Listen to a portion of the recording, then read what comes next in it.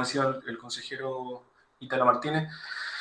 Y estos temas que traemos en Fomento, si bien es cierto, no tienen la urgencia de tener, digamos, una resolución, un carácter resolutivo, sí tienen importancia en términos de que va a orientar la inversión, en este caso de Cercotec, en términos de la focalización de 7 instrumentos. Y es un proceso que hemos estado trabajando e informando a la Comisión durante los últimos meses, y en particular que nos lleva ya dentro del próximo core, esperamos, ¿no es cierto?, que ya tengamos un acuerdo definitivo con Cercotec como para poder focalizar efectivamente 7 de los instrumentos traspasados. Este no ha sido un proceso ajeno a complejidades. Ya hemos tenido que ir sorteando una serie de temas administrativos y también, ¿no es cierto?, tener la posibilidad de conversar y acordar con un servicio público como Cercotec las mejores formas y mecanismos para informar lo que solicitan ellos, para cumplir con la normativa que nos han comentado que se está implementando a nivel nacional, y por otra parte, entendiendo que hay plazos para hacer estas cosas, ¿ya? Sin embargo, como ya le hemos comentado en otras ocasiones, nosotros estamos bastante avanzados en esta materia. No tenemos, digamos, atraso respecto a los plazos, estamos muy bien en eso. Y antes de partir, bueno, yo quisiera también agradecerle a ustedes por su tiempo, porque es gracias a esta, digamos, colaboración y estrecha comunicación con el Consejo Regional, es que hoy día nos encontramos, yo diría que a muy poco camino, ¿no es cierto?, a la vuelta de la esquina, con un acuerdo que nos permita efectivamente hacer este traspaso de competencias desde Cercotec hacia el gobierno regional, insisto, en 7 instrumentos que por ley están señalados, sean hechos, ¿no es cierto?, de esta manera. Como punto aparte, comentar de que hemos tenido la posibilidad también de colaborar con otras regiones, con nuestro método de trabajo, en particular con lo que tiene que ver con el traspaso de competencias, pero también con el Comité de Ciencia, Tecnología e Innovación para el Desarrollo. Hemos aportado importantes antecedentes para regiones como Arica, Coquimbo, en Aysén también hemos hecho colaboración.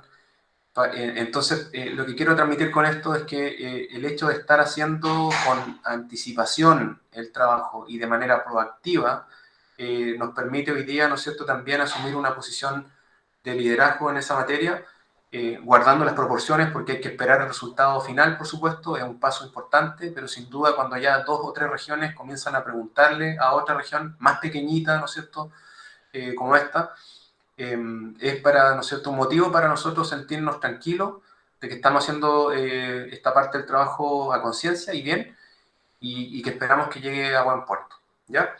Dicho esto, yo quisiera pedirle a Valeria Peña, que es la profesional que está encargada de este proceso, que nos comente cuál es el estado de avance a la fecha. Valeria, por favor. Buenos días, consejera, consejeros. Como bien dijo el jefe de división, nosotros hemos ido avanzando paso a paso en cada una de las etapas que se ha solicitado para el traspaso de competencia.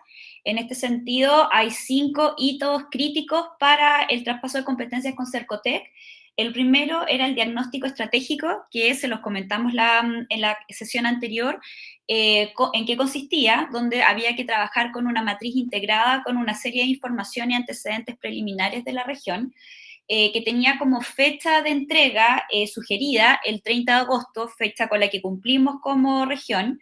Después venía una segunda etapa, que era la de vocaciones y problemáticas, que también había que construir 2 matrices, que también se las informamos en la sesión anterior, y también cumplimos con la fecha sugerida, que era el 30 de septiembre, y ahora estamos en la etapa de la elaboración de la matriz de focalización preliminar, cuya fecha programada por nosotros es entre el 5 y el 9 de noviembre, y la fecha máxima que tenemos por ley para hacer entrega de esta focalización es el 15 de noviembre del presente año.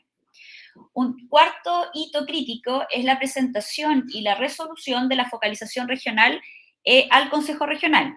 Recordar que para poder hacer entrega de la focalización final regional para el traspaso de competencias de Cercotec debe estar aprobada por el Consejo Regional. Y el último hito crítico es el envío de la focalización regional, que tiene como fecha programada el 11 de diciembre, y la fecha máxima que tenemos por ley para hacer entrega de esta focalización es el 30 de diciembre del presente año.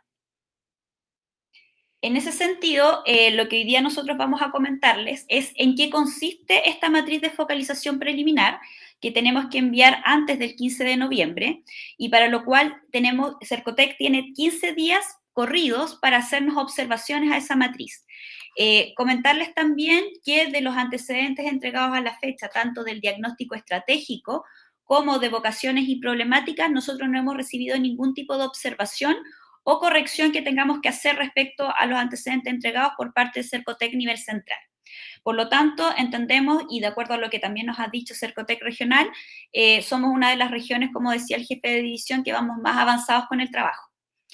En este sentido, como les decía, lo que nosotros hoy día queremos contarles es en qué consiste la matriz de focalización preliminar.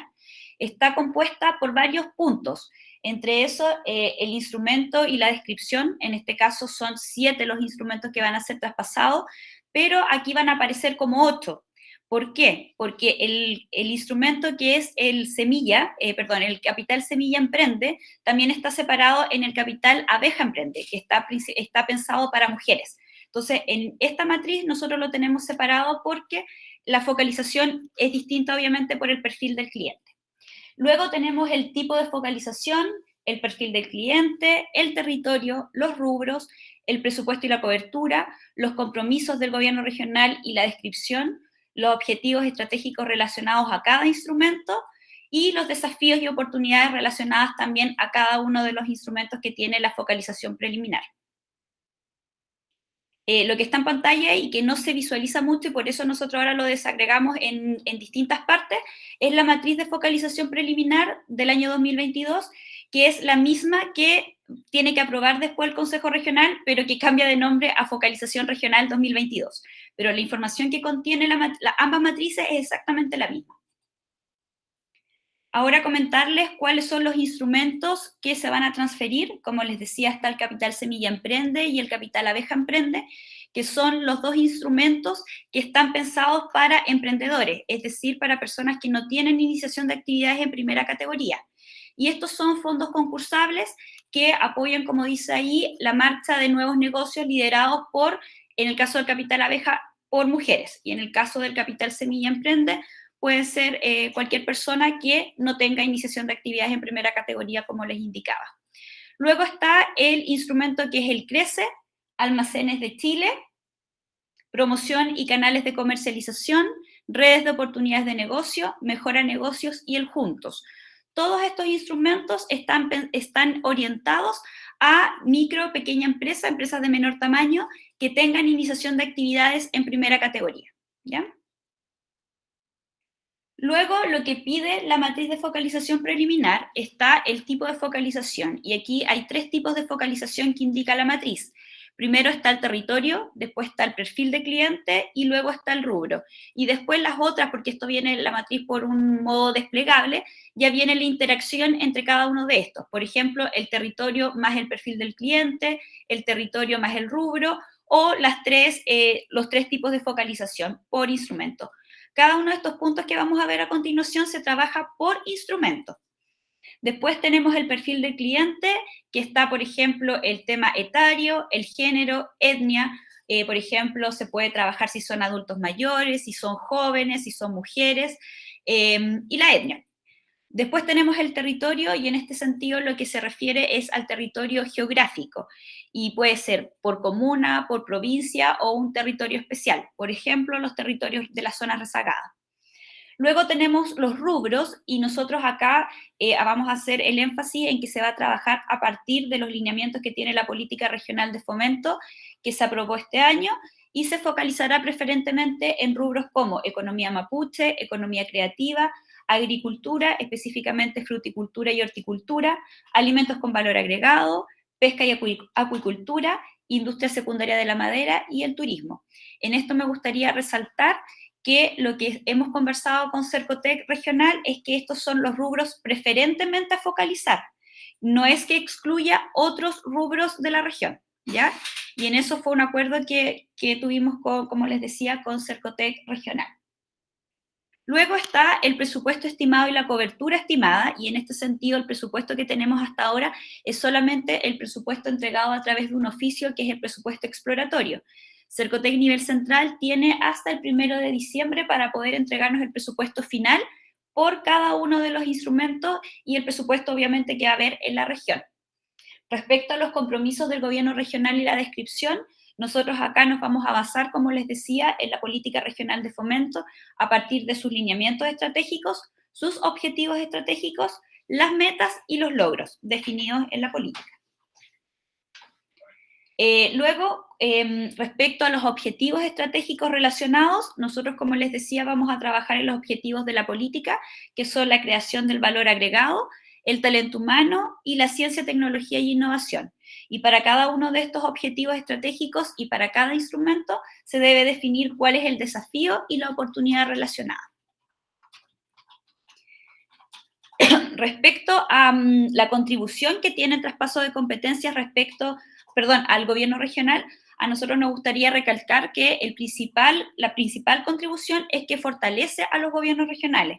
En este sentido, entrega coherencia en el uso de los recursos, apuntando a los desafíos particulares de cada territorio, en este caso al territorio que define la región de los ríos. Se puede definir el perfil del cliente, es decir, el beneficiario de los instrumentos de Cercotec a partir de los lineamientos estratégicos del gobierno regional de los ríos. Se pueden focalizar los recursos de estos instrumentos a partir de requerimientos territoriales específicos definidos por el gobierno regional. Y finalmente, se puede focalizar los recursos de estos instrumentos a partir de los objetivos estratégicos definidos por el gobierno regional, principalmente en la política de fomento recién aprobada. Respecto a la ruta crítica, lo que ahí está en gris son los hitos que ya están realizados, lo que está en verde es lo que se está ejecutando en este momento, y lo que está en celeste o calipso, o depende cómo se vea en su pantalla, es lo que está programado. En este sentido, lo que ya está finalizado es el inicio del proceso de traspaso, que tenía un nombre de kick-off, la actualización del equipo del gobierno regional cuando asumió el gobernador regional, el ajuste metodológico realizado como propuesta por el gobierno regional. Está finalizada también la primera etapa del traspaso de competencias, que es el diagnóstico estratégico, y también está finalizada la segunda etapa, que es la de vocaciones y problemáticas, ambas finalizadas con el envío del gobernador regional a través de oficio al gerente de Cercotec, indicando todos los antecedentes solicitados por ellos. Hoy estamos en la presentación del avance de traspaso de competencia, y lo que viene es finalizar las sesiones de focalización con el equipo regional de Cercotec y el gobierno regional para poder hacer envío de la etapa 3, que es la focalización preliminar.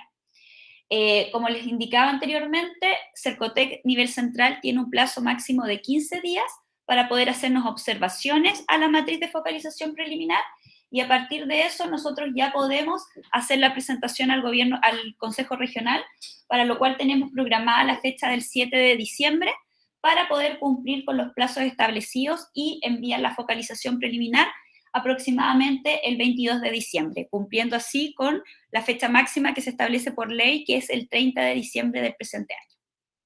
Eso sería, consejeros regionales, y quedo atenta a consultas. Presidenta. ¿Sí?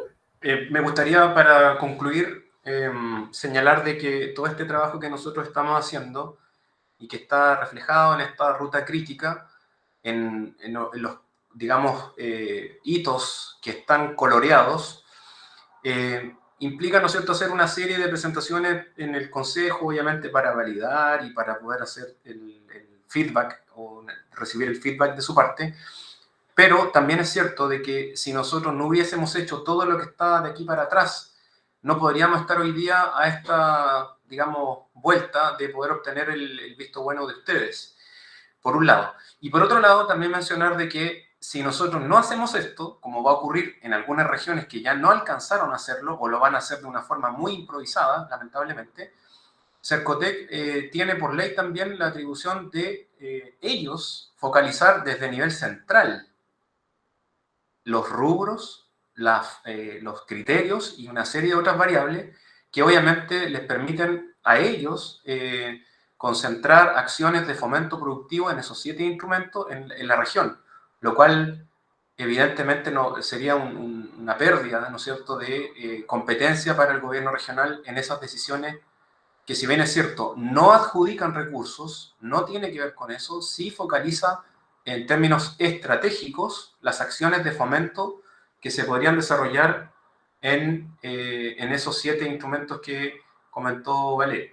Por lo tanto, reiterar de que este trabajo, nosotros ya nos queda un tercio todavía por resolver, pero vamos a seguir trabajando para lograr ese objetivo y que sea la región, a través de visto bueno del Consejo Regional, la que focalice en términos estratégicos el accionar de esos 7 instrumentos que están en el traspaso de competencia de Cercotec. Muchas gracias, presidente. Gracias, Miguel Ángel. Qué importante eso, que nosotros pensemos por nosotros y no que Santiago piense por las regiones. Qué pena si hay regiones que no lo han hecho a su tiempo y les impongan desde allá. Felicitar a ti, a Valeria y todo el equipo. La verdad que cuando partimos se dijo justamente en la primera reunión que tuvimos la importancia de ir haciendo esto paso a paso para que seamos nosotros quienes decidimos para dónde vamos. Así es que felicitar, como digo, nuevamente al equipo. Yo no sé si algún consejero quiere hacer algún comentario, agregar algo. No veo manitos levantadas. Yo estoy con mala señal, no sé si me escuchan bien.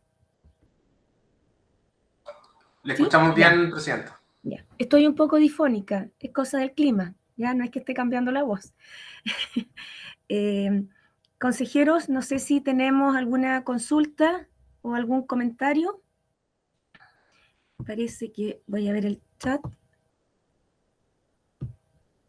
No, no hay nada. Así es que quiere decir, Miguel Ángel, que está claro. Estaríamos listos entonces con este punto. Muchísimas gracias, que ha sido tremendamente importante porque hemos ido paso a paso contigo, con la división, viendo de qué se trata este traspaso de competencia. Y eso es importante porque hemos ido todos involucrados en este traspaso, que no es fácil, ¿ya? Y que se quiere hacer lo mejor posible.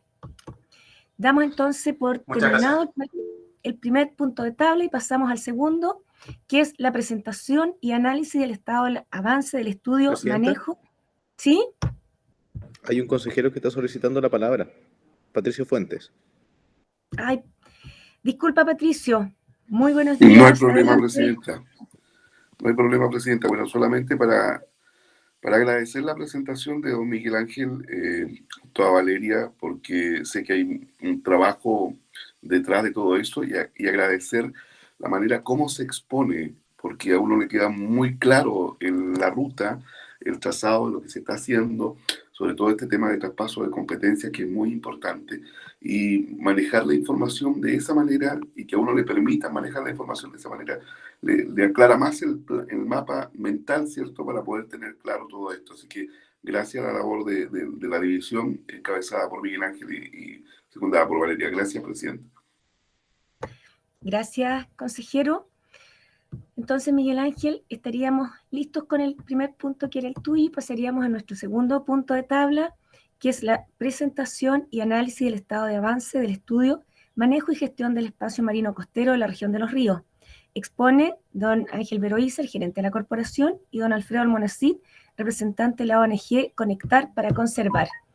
Damos la bienvenida a Ángel, de Miguel Ángel, cambio Ángel. Son tantos ángeles que andan aquí dando vuelta en la reunión. Ángel, muy buenos días, un gusto de verte. Alfredo también, un gusto, tiempo que no nos hemos visto. Así es que, Ángel, adelante. Muchas gracias, presidenta. Saludar a los consejeros, consejeras, a los colegas del gobierno regional, a Alfredo en representación del ejecutor de este estudio, Conectar para Conservar, y a todos los que participan de esta sesión. Voy a pasar a compartir pantalla para iniciar nuestra presentación, consejera.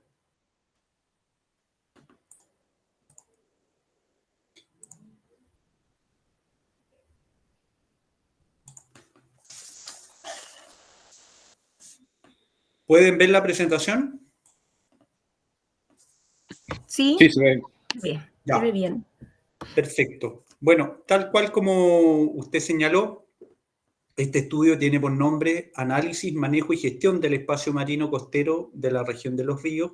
Es una iniciativa correspondiente a la cartera 2019 de la Corporación Regional de Desarrollo Productivo.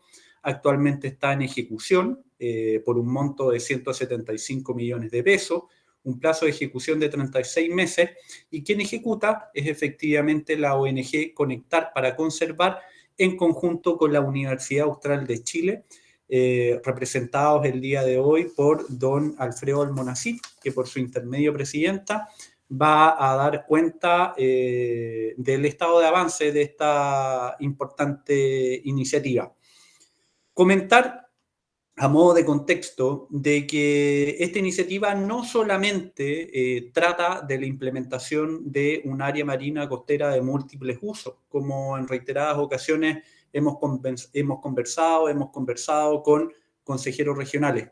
En sus alcances es mucho más ambicioso, porque lo que plantea, a fin de cuentas, es armonizar los distintos usos productivos que hay en el territorio correspondiente a las comunas de Corral y La Unión, entendiendo que estas dos comunas comparten además dos proyectos de conservación terrestres, como son el Parque Nacional Alerce Costero y la Reserva Costera Valdiviana, que es una reserva privada dependiente de TNC, que en un trabajo conjunto tienen dentro de su planificación esta visión de extender el proyecto de conservación al maritorio, ¿ya?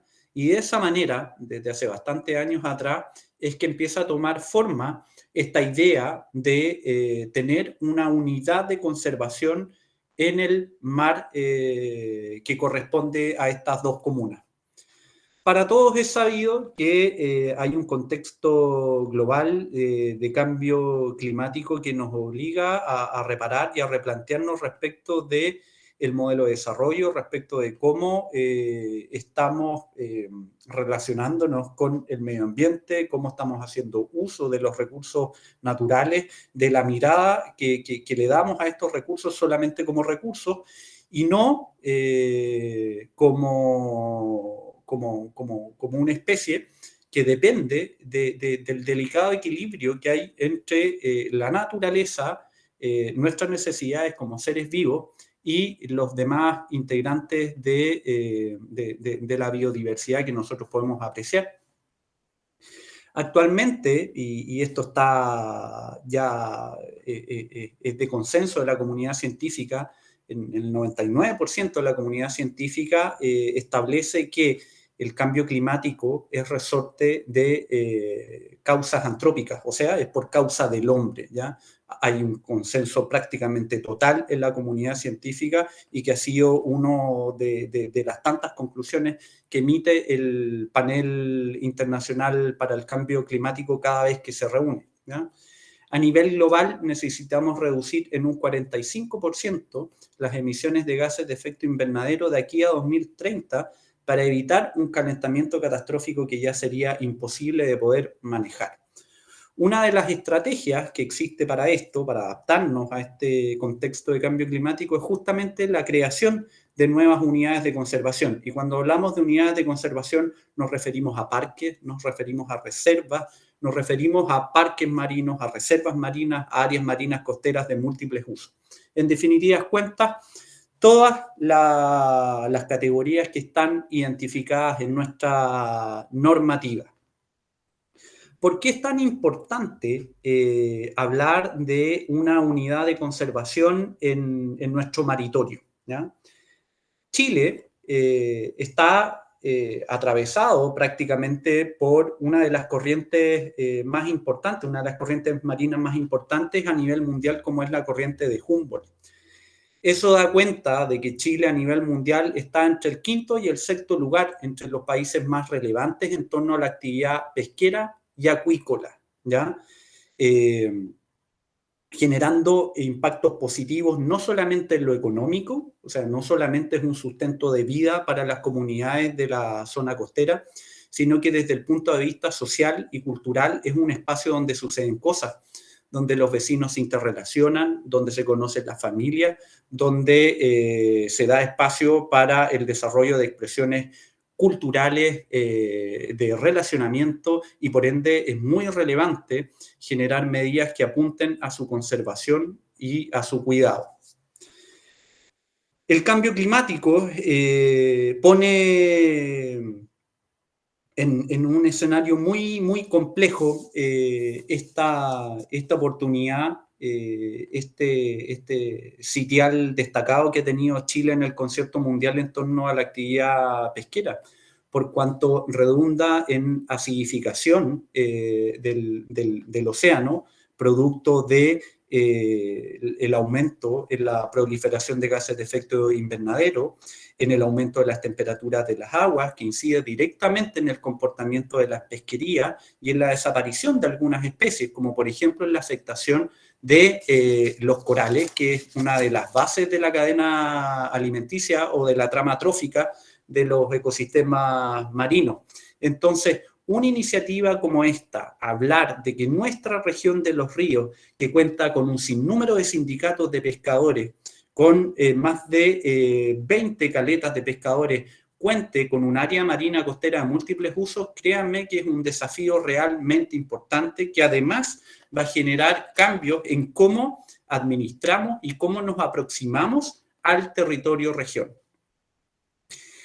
Esta zona, la zona de intervención o área de estudio, que está conformada por las costas de las comunas de Corral y La Unión, está definida con vocación de conservación marina en el trabajo que se hizo en torno al Plan Regional de Ordenamiento Territorial, ¿ya? No es una propuesta en el aire, ni mucho menos un capricho de quienes ejecutan este estudio, sino que es parte de un trabajo de planificación que ya era parte de la visión del gobierno regional y de otros servicios públicos, además de la ciudadanía. Como les comentaba anteriormente, en esta zona además tenemos distintas unidades de conservación que están en el territorio, como el Parque Alerce Costero, como la Reserva Costera Valdiviana. La Corporación de Desarrollo además está trabajando por promover una figura de protección en el humedal de Trumao, que también está en la comuna de La Unión y que podría dar perfectamente pie a la configuración de un gran paisaje de conservación, ¿ya? Un paisaje de conservación que busca nuevamente ser garante de un modelo de desarrollo sustentable y que no solamente ocupemos el concepto de sustentabilidad en el discurso.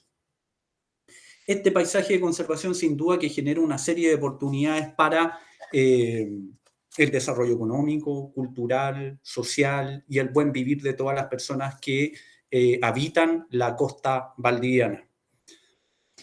Este estudio tiene un objetivo general que es establecer los alcances para la creación de esta área marina protegida, favoreciendo la protección del espacio costero marino de la región de los ríos, compatible con un desarrollo económico sustentable que beneficie a la comunidad social. Es por esto que para nosotros y la consultora ha sido muy relevante la participación de las comunidades lafkenches, los sindicatos de pescadores, el municipio con el cual hemos tenido varias reuniones también para mostrar el estado de avance, el Consejo Regional, nuestros colegas de la institucionalidad pública que están vinculados a esta iniciativa, estos son Ministerio de Medio Ambiente, Dirección Zonal de Pesca y Sennapesca, a objeto de que una vez que esté listo el informe técnico justificatorio, exista la gestión política para viabilizar la implementación de esta área marina protegida.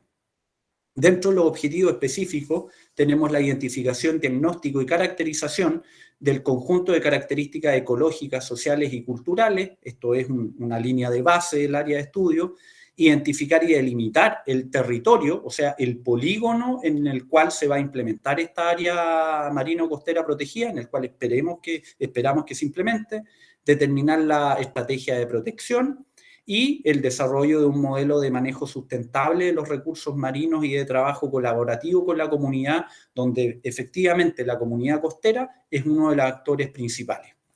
Presidenta, por su intermedio, para establecer el detalle de lo que ha sido la ejecución en estos primeros meses de la iniciativa, me gustaría dejar con ustedes a don Alfredo Almonacid. Adelante, don Alfredo. Lo escuchamos. Hola, presidenta. Muy buenos días y muchas gracias por este tiempo. Gracias, Ángel, también por la introducción y agradecer también el tiempo de los consejeros que están actualmente conectados para poder presentarles los avances. Debo decir que en realidad este proyecto y nuestra propuesta técnica en conjunto con la universidad declaró como un tema de principios de que el trabajo tenía que ser eminentemente participativo. Lamentablemente, cuando comenzó el proyecto, comenzó la pandemia, y en la medida en que fuimos avanzando, las medidas sanitarias se fueron haciendo cada vez más estrictas, por lo tanto tuvimos que ser bastante creativos para poder eh, conectarnos con la gente del territorio y poder efectivamente conocer su opinión e ir recabando y recopilando la información necesaria para avanzar también en aquellos compromisos administrativos que el proyecto evidentemente tenía. Hasta ahora, tanto el producto del levantamiento de la línea base social, ambiental, ya está realizado, también la elaboración del plan de conservación, pero la diferencia es que hasta ahora este plan de conservación está en un estado de propuesta. Y actualmente lo que estamos haciendo, dado que tenemos las posibilidades de llegar al territorio con más facilidad, es justamente validar toda esta información que, como les digo, fue recopilada a través de otras fórmulas metodológicas que no habíamos contemplado inicialmente y que nos ayudaron a conectarnos con la gente del territorio. Actualmente, y de acuerdo a la carta GAN del proyecto, estamos en la elaboración del expediente técnico para tramitar la solicitud del área en el Consejo de Ministros. Este expediente técnico también tiene que ser validado tanto con los actores del territorio como con los actores claves de gobierno, particularmente entidades públicas que tendrán que ver con la futura gestión de este territorio en el caso de que efectivamente tengamos éxito con esta propuesta. Y luego vamos a continuar con la elaboración de un plan de manejo y seguimiento, un desarrollo de modelo de gobernanza que es crucial para la gestión y la viabilidad de largo plazo de esta área protegida, ya que entendemos que en el contexto actual de no involucrar de manera directa, tanto en la gestión como en las decisiones respecto de lo que se haga allí, a los actores clave y particularmente a los actores de las comunidades costeras, esta área protegida tampoco va a tener éxito. Por otro lado, tenemos también actividades de difusión que han estado permanentemente desarrollándose a través de una página web que fue creada para el efecto, así como también información en las redes sociales. La siguiente, por favor. Esta iniciativa es importante claramente en temas ambientales, socioeconómicos y culturales, particularmente porque en lo ambiental, una iniciativa de estas características permite mantener un ecosistema y una biodiversidad asociada a este territorio que es realmente fundamental. De hecho, hay una cifra que es bastante importante. La región ecológica a la que pertenece la costa mar de la región de los ríos, que es la ecorregión araucana, solamente está protegida formalmente en un 0,3%. Y por otro lado, también hay que recalcar que la región de los ríos no tiene ningún área protegida de tipo costero marino, con excepción de las áreas de manejo de recursos bentónicos que eventualmente pueden ser consideradas como áreas de conservación, ya que están bajo la administración de los sindicatos de pescadores y están con planes de manejo que permiten al menos pensar que los recursos que están allí disponibles para los pescadores están siendo manejados bajo un concepto de sostenibilidad. Por otro lado, entendemos que desde el punto de vista social y económico, una iniciativa como esta va a propender efectivamente a que actividades productivas como la pesca artesanal y otras tradicionales puedan ser fortalecidas y además vinculadas con el turismo que cada vez está siendo más importante en la zona. De hecho, en las conversaciones con muchos dirigentes nos han comentado que para muchas familias el tema turístico ya es prácticamente el ingreso mayoritario durante el año en esta zona, particularmente la zona de Corral, que es la que está más desarrollada. Y culturalmente también la idea es poder potenciar todo lo que es la identidad del borde costero a través de lo que es la pesca artesanal y actividades tradicionales a los recursos del mar, el reconocimiento de los pueblos originarios y sus tradiciones, que afortunadamente también es un proceso que ha ido cada vez creciendo. De hecho, el ejemplo de la localidad de Huiro es un buen ejemplo, dado que desde el año 2000, en que prácticamente ellos no tenían ni celebraban ceremonias tradicionales, actualmente están en ese proceso.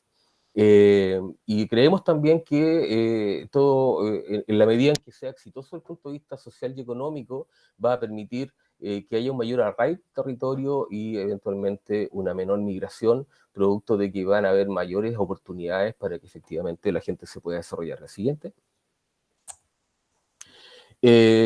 Hablando de esto, bueno, las oportunidades es un poco también lo que indicó Ángel. Ya hay a nivel regional una mirada de que esta zona de la región se está desarrollando enormemente a través del turismo de intereses especiales, de que hay iniciativas públicas y privadas para proteger la parte terrestre, y con esta iniciativa eventualmente podríamos generar este gran paisaje de conservación que permitiría colocar un polo de atracción regional respecto de cómo la conservación, la protección de los recursos naturales permite también trasladar beneficios del punto de vista económico por un lado, pero también del punto de vista social a los habitantes del territorio y también a la región. Una de las fortalezas que tiene esta iniciativa es que también, como lo indicaba Ángel, yo creo que contando más o menos tiempo, llevamos más de 15 años, muchos actores que hemos operado y trabajado en el territorio conversando este tema, fueron los propios actores del territorio los que indicaron la necesidad de generar un formato, un estándar de protección mayor al que actualmente tiene esta área, dado muchos valores del punto de vista ecológico y culturales que ya los vamos a indicar. ¿La siguiente? Del punto de vista de los resultados preliminares y las propuestas que hemos hecho, ya les indiqué que tenemos la línea de base, que es la recopilación finalmente de todo lo que hasta ahora hay descrito desde el punto de vista científico, técnico y también desde el punto de vista económico para el territorio.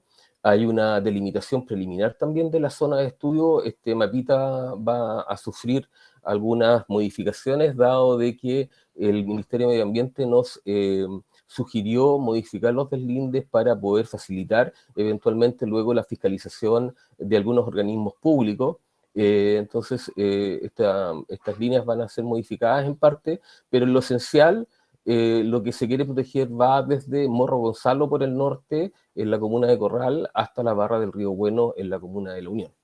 Ya está una extensión de aproximadamente las 12 millas marítimas, que sería el área costero-marina que eventualmente podría ser declarada bajo protección. Hay que hacer notar que todas las áreas como caletas, áreas de manejo y explotación de recursos bentónicos, no quedan incluidas dentro de estos límites porque ya son áreas que están siendo administradas bajo cuerpos legales definidos para el efecto y por lo tanto no quedan incorporados. Sin embargo, eso no quiere decir que no haya una conversación, una articulación entre las estrategias que se están planteando para la protección del área y el uso sustentable de esos recursos con estas otras áreas que entendemos que van a ser un poco la columna vertebral de lo que se establezca, dado que cualquier iniciativa de protección que se haga en el ecosistema marino y costero depende evidentemente de la gente que está en la parte terrestre y evidentemente de los actores principales, que serían los pescadores artesanales y también los que ocupan ciertos lugares como las caletas, por ejemplo, van a ser fundamentales para esto. Una de las cosas que presentamos en su momento al gobernador fue la importancia que tiene esta área en particular, dado que no es un área que esté fuertemente densificada por población. Todavía quedan áreas que desde el punto de vista de su pristinidad son increíbles. De hecho, Playa Coluna ha sido identificada como una de las áreas más importantes, incluso a nivel mundial. Increíblemente, por sus características, ha sido relevada en algunos estudios científicos como una playa altamente prístina, por sus características. Así es que zonas de caladero de pesca, zonas de surgencia, todos son áreas muy importantes. Sigamos la siguiente porque ya se nos va a acabar el tiempo. Sigamos nomás porque esto es parte de los resultados de la línea base socioeconómica. Como les decía, generamos un mapa de actores donde identificamos cuáles son los actores más relevantes. Claramente los actores locales son fundamentales para llevar adelante el éxito en esta iniciativa. La siguiente. Entre los actores relevantes generamos una encuesta de percepción y claramente hay un porcentaje absolutamente mayoritario que está de acuerdo con una iniciativa de protección, que cree que esto es relevante proteger y es necesario además generar un esquema de protección formal. La siguiente. Los valores que de alguna manera se propusieron para poder amparar la protección de todo son desde el punto de vista biológico, la nucha de mar, que ocupa prácticamente todo el borde costero rocoso, la costa rocosa por su importancia para la pesca artesanal, dado los recursos que existen ahí, de mariscos, por ejemplo, el loco, el erizo, y otros recursos que se ocupan, las algas, por ejemplo. Por otro lado, los delfines costeros que ocupan sectores de prácticamente todo el litoral. Hay algunas colonias residentes que están todo el año y que es posible verlas prácticamente cuando uno va a las playas, los sectores de duna y playa y ensamble de peces pelágicos que son fundamentales también para la pesca artesanal de la zona. Los objetos culturales como la pesca artesanal, porque evidentemente es parte de la idiosincrasia de la gente del territorio, los sitios de interés arqueológico y cambiamos este tema de la lodería de Huiro porque era muy puntual por una zona que es de carácter ceremonial, que es la ruta del Santo Chaguay, que es un ñen en el fondo que está viva y que de hecho todos los años hay una procesión a ese sector que está cercano a Huaycoya. Las amenazas identificadas tienen que ver con sobreexplotación de recursos pelágicos, bentónicos, actividades eventualmente de proyectos de salmonicultura, mucha contaminación, evidentemente, que si eso no, por ejemplo, en la zona de Corral, Playa San Carlos, ahí hay un problema enorme que hay que abordar y que yo creo que excede a las capacidades que puede tener el municipio para poder generar cambios ahí que permitan mantener o mejorar la calidad de las aguas y de las playas de ese sector. Cambio climático, especies invasivas, el bisón está siendo un problema para las aves costeras y para recursos también de la costa de ese sector. La construcción de caminos en el caso de que no se hagan bajo ciertos estándares adecuados y el uso público recreativo no regulado o no adecuado, que tiene que ver con el tema de basura, fogatas en lugares donde no están habilitados, posibles incendios forestales, que dado el contexto en el que indicó Ángel, que cuando se pensó este proyecto hace muchos años atrás, el cambio climático no tenía un nivel de crisis como el que tenemos ahora, y efectivamente las proyecciones de cambio climático para la región de los ríos indican de que los desembarques que actualmente están disminuyendo en la región van a seguir disminuyendo ahora por efectos de cambio climático, y además la posibilidad de tener incendios forestales de gran envergadura, producto que vamos a tener veranos secos, con ausencia de lluvias y con muy altas temperaturas. La siguiente. Bueno, esto ya lo indicó Ángel, de todas las opciones que teníamos para poder proponer una figura de protección en el área marina costera de múltiples usos, fue la más adecuada, ya que permite efectivamente compatibilizar ya los usos existentes tradicionales con medidas de conservación y protección, incorporando mejores prácticas y además estableciendo estrategias que permitan efectivamente que esta compatibilización sea viable. El siguiente.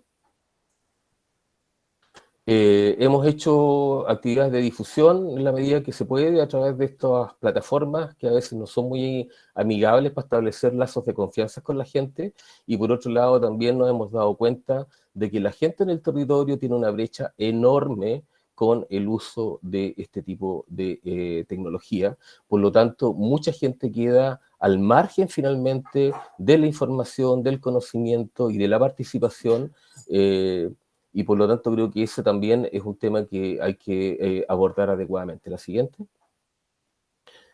Como les decía, difusión a través de redes sociales. Hemos tratado de que efectivamente la información llegue a la gente.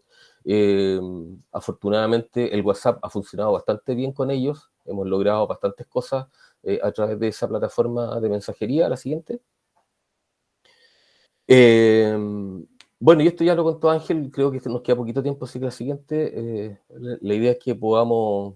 Ah, sí, bueno, esto es importante también porque en su momento hemos tratado de involucrar la mayor parte de los actores sociales.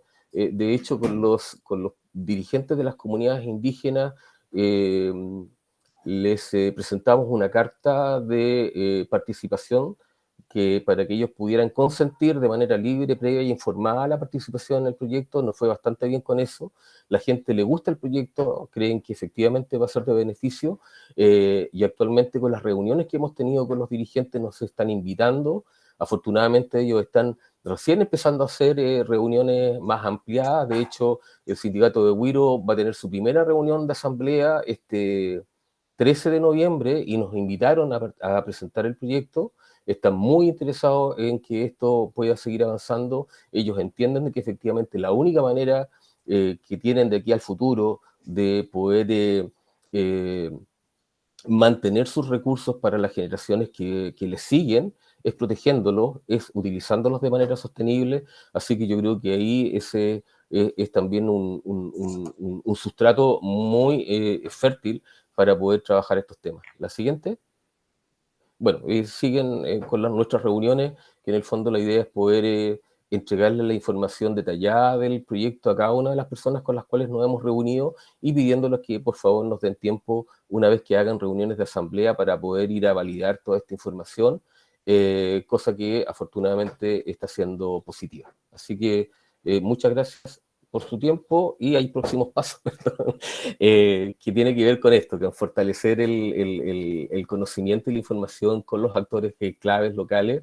Queremos hacer un conversatorio también donde ustedes van a estar cordialmente invitados. Nos encantaría que pudieran participar porque de eso depende también tanto el apoyo técnico, científico por un lado, pero también político de esta iniciativa.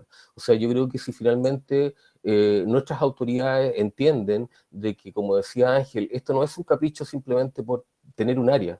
Yo creo que es una necesidad en un espacio de tiempo que es único, porque creo que nuestra generación tiene la oportunidad de hacer las cosas un poquito mejor y no nos queda mucho tiempo. Y para eso, proyectos de esta naturaleza yo creo que son, desde el punto de vista político, de interés transversal. Por eso, finalmente, yo soy un convencido de que, más allá de cuál sea la figura que permita proteger nuestros recursos naturales, tanto terrestres como costeros marinos, van a ser necesarios porque no nos queda tiempo. Así que eso, estimada presidenta y estimados miembros del CORE, muchas gracias también por este tiempo y quedamos ojalá disponibles para preguntas, consultas y dudas si las tuvieran. Muchas gracias, Alfredo. Como tú dices, estamos tal vez no tan a tiempo, pero nunca es tarde, dicen por ahí, ¿ya? Para hacer esta protección de nuestro borde marino costero, indudablemente que esto va a traer muchísimos beneficios, ¿ya? Y lo bueno es que tú has tenido la cercanía con la gente y has entendido de qué se trata esto, porque esa colaboración y esa interpretación de quienes viven ahí en la costa es fundamental, ¿ya? Porque si no está el apoyo y la cooperación de ellos, difícilmente se podría haber hecho algo. Yo no sé si algún consejero tiene alguna duda. No hay manitos levantadas. No, nada. Ese conversatorio, más o menos, ¿cuándo es, Alfredo, el que tú hablabas? Dado que nos habíamos impuesto con la dirección de la corporación el tener esta reunión previa con ustedes para poder presentarles los avances, lo que se está proponiendo, luego de esta presentación es colocarle una fecha. Yo creo que no debe ser más de 2 semanas de aquí en adelante para hacer la convocatoria, porque en realidad los invitados los teníamos ya predefinidos. El tema también, la temática, conversar para que se entienda bastante mejor qué persigue, qué busca, cuáles son, como usted decía, Presidenta, los beneficios y los desafíos también, porque nada de esto es gratuito finalmente, requiere que la gente efectivamente entienda para qué se crea un área protegida, por qué en el fondo se necesita también tener un plan que norme el actuar al interior de esta área, y también que se empoderen de esto, porque si la gente del territorio no se empodera efectivamente de lo que hay que hacer en su propio territorio, difícilmente cualquier iniciativa que se haga en este sentido va a ser exitosa. Totalmente de acuerdo. Mira que lo que tú has logrado con ellos, que vayan entendiendo esa empatía, es importante, si en el fondo esto se está haciendo para que ellos estén mejor. Y aquí hay un tremendo trabajo detrás. Te felicito, Alfredo. Y lo importante es participar en este conversatorio, sería sumamente importante, porque mientras más acerquemos a ellos, mientras más entiendan que esto se está haciendo para ellos, es por nuestra región, pero fundamentalmente para ellos, ¿ya? Es importante que ellos participen y siempre, yo creo que al principio te pasó esa desconfianza cuando recién se parte, que realmente para qué, que si será bueno o no, pero creo que con el andar se han dado cuenta que realmente esto es tremendamente positivo para ellos, ¿ya? Esto todo lo que se ha hecho. Y la idea es esa, que ellos participen, porque si no, sería un haber hecho algo para nada. Así que vamos bien, yo creo que estamos súper bien encaminados, tengo harta confianza del trabajo que se ha hecho, así que felicitarte. Consejeros, no hay consultas, veo a Patricio Fuente conectado, a Ítalo y Juan Carlos. ¿No hay consultas?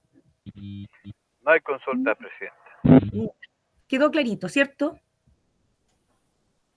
Ya pues, estamos entonces, Alfredo, muchísimas gracias, un gusto verte, que te vaya bien, sigamos cuidándonos. Y, Sí.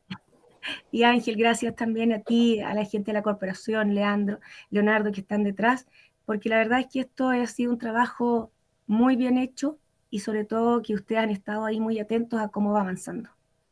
Así que muchas gracias. ¿Ya? Esa es nuestra corporación. Que tengan un buen día, eso. Que tengan un muy buen día. Nos vemos. Chau, chau. Igualmente. Pasamos a nuestro siguiente punto de tabla, que es la presentación resultados proyecto FIC, obtención de pellet a partir de residuos orgánicos. Expone Maciel Salazar, directora del proyecto. A ver, está conectada la señora. Sí. Hola a todos, ¿cómo están? Hola, Maciel. Muy buenas tardes. Bienvenida. Tardes ya. Bienvenida, y la verdad es que interesantísimo este proyecto FIC, así es que ansiosa de escucharlo. Adelante. Ya, muy bien, perfecto. Voy a proyectar entonces.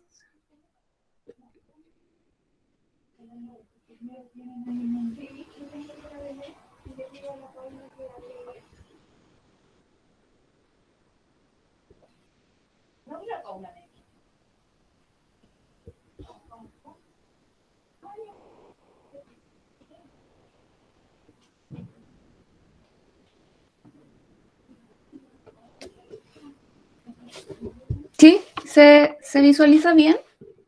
Se ve bien. Sí. Ya, muy bien. Ya, entonces voy a iniciar con la presentación. Agradezco en primera instancia la invitación y que se genere esta posibilidad, ¿cierto?, de visibilizar el proyecto y también sus resultados. Bueno, este proyecto es un proyecto FIC que se adjudicó el año 2019 y que lleva por título la elaboración de pellets a partir de residuos orgánicos provenientes del programa de alimentación escolar PAE de JUNAEP. Algunos antecedentes generales del proyecto. Este es ejecutado por la Universidad Santo Tomás Valdivia. La directora del proyecto, Maciel Salazar Garrido, que les habla, tiene una duración de 2 años y el presupuesto FIC que fue aprobado fue de 74.625.000. Y el conjunto con instituciones que apoyaron esta iniciativa en la etapa de formulación, ¿cierto? Y más en los aportes beneficiarios se lograron 94.280.000, que es el presupuesto que consta este proyecto. ¿Cómo ha sido el trabajo con las instituciones asociadas? Nosotros, durante la etapa de formulación, tuvimos el apoyo de la Seremi de Medio Ambiente, de JUNAEP, y también de la empresa concesionaria Las Dalias, que brinda el servicio de alimentación, en este caso el programa de alimentación escolar, a la Escuela Alemana de Payaco. Y posteriormente, durante el proceso de ejecución del proyecto, se fueron sumando distintas instituciones, tanto públicas y privadas, que se han comprometido con diferentes acciones a ejecutar en beneficio, ¿cierto?, del proyecto y de las actividades. Entre las cuales, bueno, está la Seremi de Energía, está el Maderas Austral, Alipres, y también Gendarmería. En general, inicialmente nosotros teníamos como colegio piloto la Escuela Alemana de Payaco, pero dado también el contexto de pandemia, tuvimos que tener finalmente otros proveedores de materias primas para la realización de estos pellets, en donde llegamos, ¿cierto?, a estas empresas de preelaborados como Alipres, y también con el set de Gendarmería a través del casino para internos de Gendarmería, valga la redundancia. ¿Cuál es la problemática que aborda este proyecto? En general, se basa en 3 pilares que son básicos y que representan finalmente los problemas medioambientales y también energéticos de nuestra región de los ríos. La primera es la gestión de residuos, principalmente aquellos residuos orgánicos que no tienen valorización y son eliminados en vertederos. Por otro lado, el problema de la contaminación atmosférica. En el 2014, la ciudad de Valdivia fue declarada saturada por material particulado respirable, que es la principal fuente de contaminación, y por lo tanto, finalmente, y esto se da principalmente por el consumo de leña de la población. Y por otro lado, tenemos la industria del pellet, en donde actualmente no existen fabricantes o productores formales de pellet en nuestra región, ¿ya? Además que también vamos a ver más adelante que hay una escasez de materia prima de acuerdo a las últimas investigaciones que se han desarrollado principalmente de acerrín seco para la realización de estos pellets. Bueno, de acuerdo también a nuestros antecedentes, algunas cifras que nosotros tenemos. Hemos levantado cierta evidencia para conocer cuántos son los residuos que se genera el programa de alimentación escolar. Y dentro de esto se ha encontrado, ¿cierto?, que se generan 10 toneladas semanales de residuos orgánicos y 15 toneladas semanales de residuos orgánicos en otras comunas, y en Valdivia son 10 toneladas. También hay que considerar que en la región existen 459 establecimientos educacionales y se producen 51.874 raciones alimentarias. Por lo tanto, esto solamente del programa de alimentación escolar, sin considerar que los residuos orgánicos se generan en distintas instituciones públicos, privados, ciertos jardines, también en nuestros hogares. Nosotros generamos residuos orgánicos, que son los residuos orgánicos de origen domiciliario.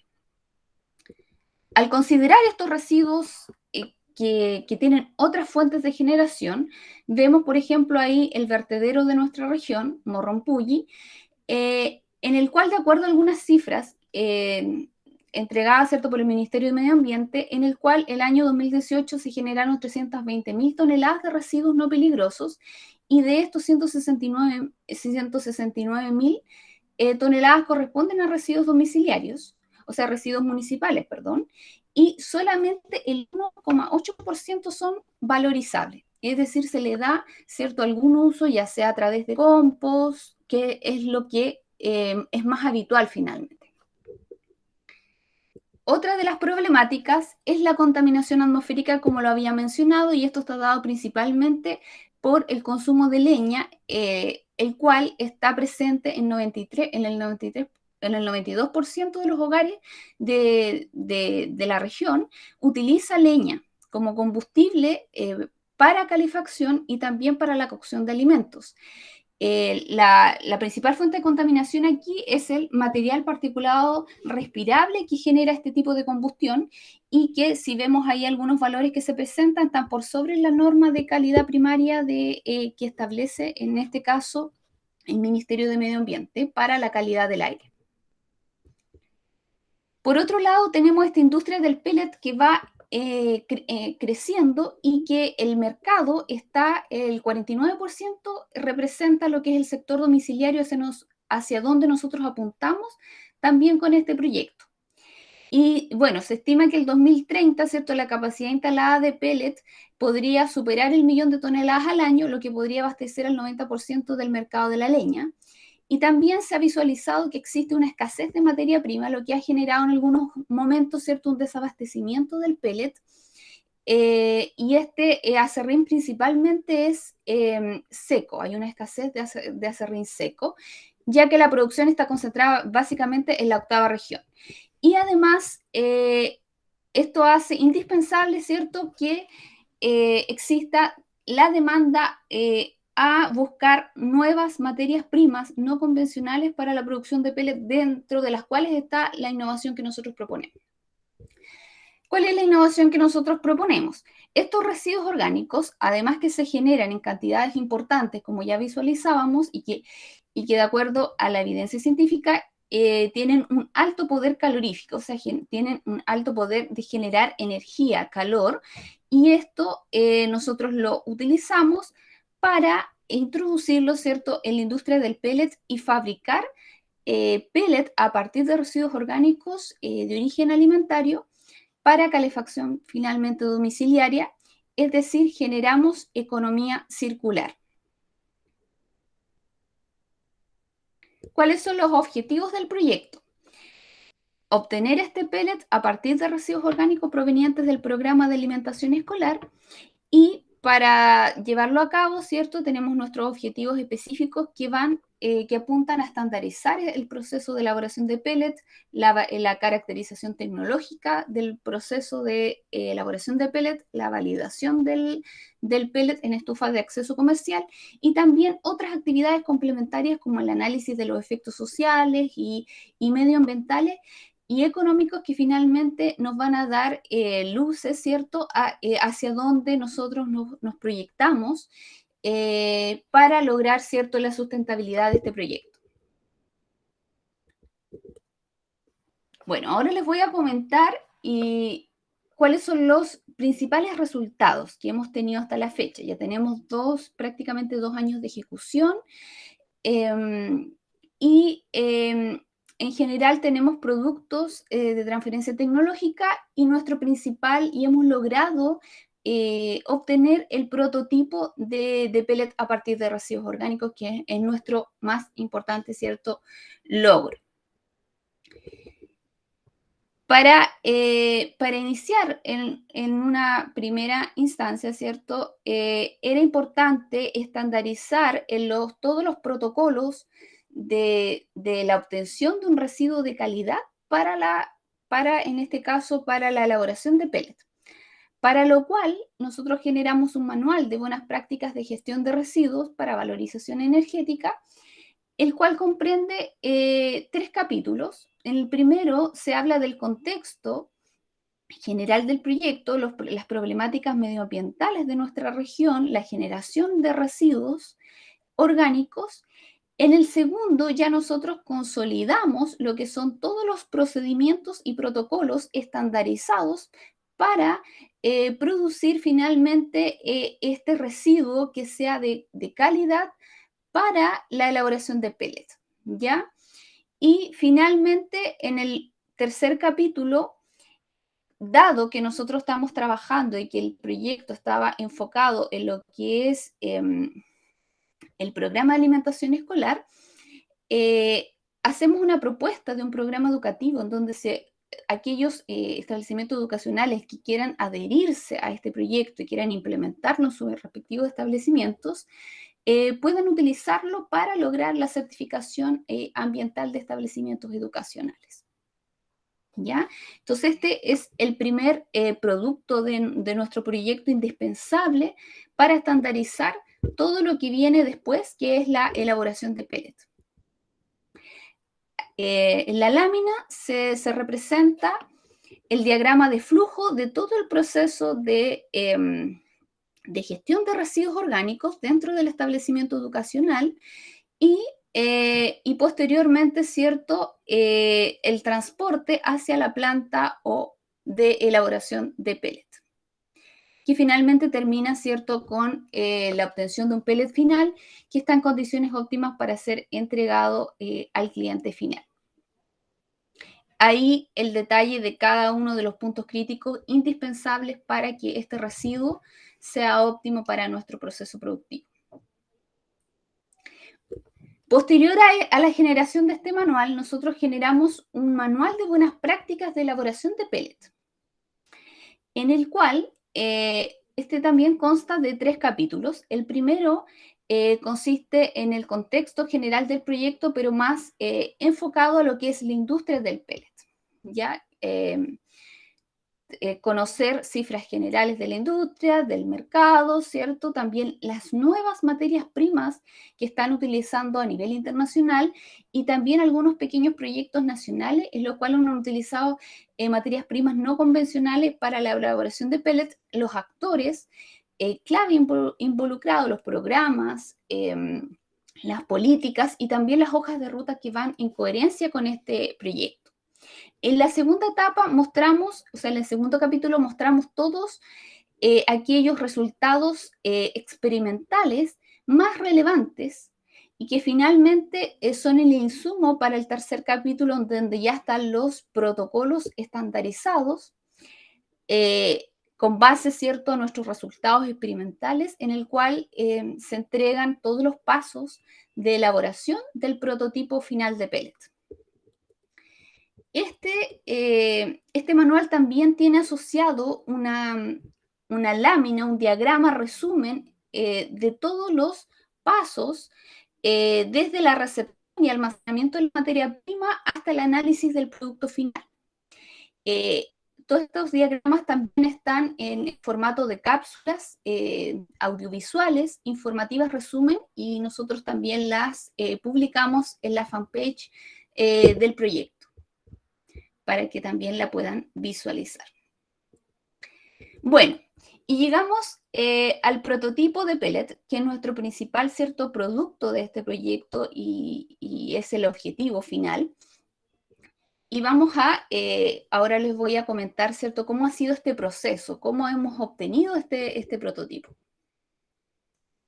Bueno, en primera instancia tuvimos que seleccionar los residuos orgánicos con los cuales íbamos a trabajar.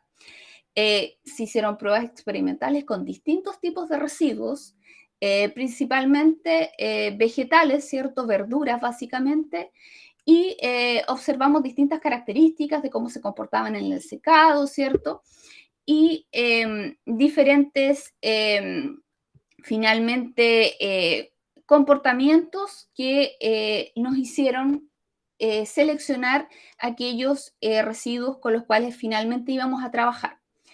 Y decidimos quedarnos con estos 4, que son la papa, la zanahoria, la cebolla y el zapallo, que también coincide con la producción en volumen que se genera en los hogares, que se genera en las instituciones y que se genera en la región. Nuestros primeros pellets fueron los que aparecen ahí. En general, sus características morfológicas no son tan óptimas. Sin embargo, fue la primera prueba de concepto de que el pellet finalmente funciona, de que es posible obtener pellets a partir de residuos orgánicos, de que se logra la pelletización. Por lo tanto, los procedimientos posteriores fue finalmente optimizar cada uno de los procesos para la obtención de un pellet y de un prototipo final que cumpliera, ¿cierto?, los estándares de calidad que nosotros necesitábamos y queríamos conseguir. Bueno, ahora les voy a mencionar, ¿cierto?, cómo ha sido este proceso de estandarización de cada una de las etapas del proceso de fabricación de pellets. tenemos la generación, ¿cierto?, del residuo, que este residuo se genera en instituciones públicas o privadas, donde se elaboran principalmente raciones alimenticias.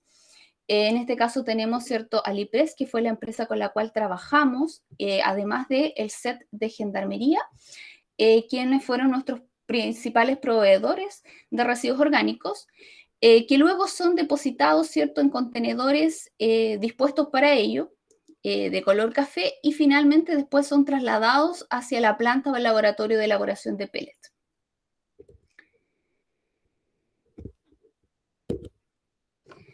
Bueno, una vez que llegan a la planta de elaboración de pellets, la materia prima es controlada su calidad, acondicionamiento de la materia prima, y posteriormente es dispuesta, ¿cierto?, como lo vamos a ver en este pequeño video, se dispone en bandejas que nos aseguran una correcta aireación y ventilación para realizar el secado artificial de estos residuos. A continuación vemos los residuos ya post-secados, los cuales contienen la humedad necesaria para poder fabricar pellets. En general, el proceso de fabricación de pellets a partir de residuos orgánicos de origen alimentario es el mismo que se utiliza para la elaboración de pellets con biomasa, en este caso de madera, ¿ya? Solamente cambia la materia prima. Tenemos nuestros residuos secados y posteriormente el proceso consiste en disminuir el tamaño de las partículas a través del triturado que se hace con un molino, en este caso de martillo. Ahí vemos el material ya triturado, se está preparando la mezcla para hacer el posterior proceso que vamos a ver, que es la pelletización. Y aquí tenemos el material ya triturado, el distinto, bueno, el zapallo, la papa, la cebolla y la zanahoria, que fueron los residuos finales que trabajamos. Posteriormente, lo que se hace es preparar la mezcla de residuos orgánicos con la cual se va a trabajar. Se controla la humedad, indispensable durante todo el proceso de fabricación de pellets. Ahí vemos cómo se está elaborando ya los pellets finales. Y el producto final, que es un pellet, ¿cierto?, elaborado a partir de estos residuos orgánicos de origen alimentario.